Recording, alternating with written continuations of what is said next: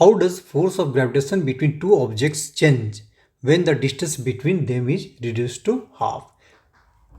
ये क्वेश्चन ये बोल रहा है कि कभी भी दो ऑब्जेक्ट के बीच का डिस्टेंस अगर रिड्यूस कर दिया गया आधा पे, तो उसका इन दोनों के बीच का जो फोर्स ऑफ अट्रैक्शन चल रहा है ग्रेविटेशन वाला, वो कितना कम हो जाएगा, क्या हो जाएगा, उसके बारे में पूछ रहा है।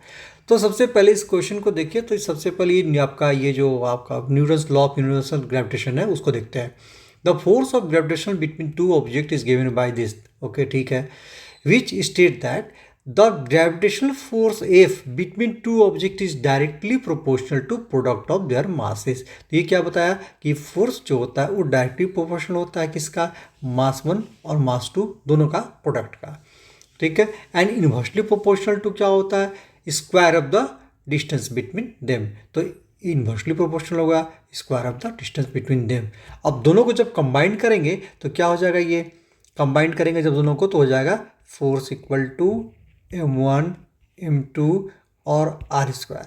तो ये जो यहाँ पे जो ये जो दिख रहा है ना आपको, यहाँ पे इन्वर्स जब ये हटता है तो इसमें तक कांस्टेंट आई थी जी। तो जहाँ पे जी क्या है, ग्रेविटेशनल कांस्टेंट। एम क्या है, M mass of one object, m2 क्या है, mass of other object, R ये डिस्टेंस बिटवीन देम। तो आप देख लिए इन्होंने। अब सवाल ये उठता है कि इसके आर को आधा कर दी जाए। तो देखिए इसमें अब यहाँ पे देखिए इसका ये जी m1 m2 आर को आधा कर दिया, r/2 कर दिया, तो ये हो जाएगा आपका आर स्क्वायर और ये 2 दूना 4 4, तो आर स्क्वायर बाई 4, मतलब यहाँ पर होना चाहिए 4, तो ये 4 आपका उल्टा हो जाएगा, इन्वर्स हो जाएगा, तो 4 ऊपर चले जाएगा, तो ये खत्म हो गया।